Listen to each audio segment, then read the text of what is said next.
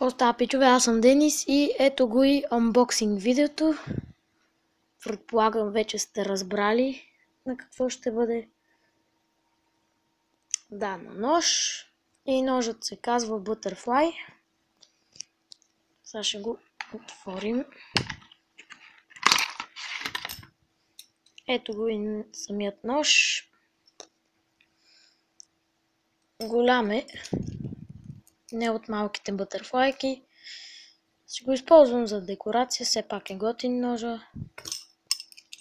Не знам много трикчета, знам само как да го отварям бързо. За първ път го отварям. Това може би ще бъде боксинг видеото. Доста е малко, но не знам какво друго да отворя, освен ножа.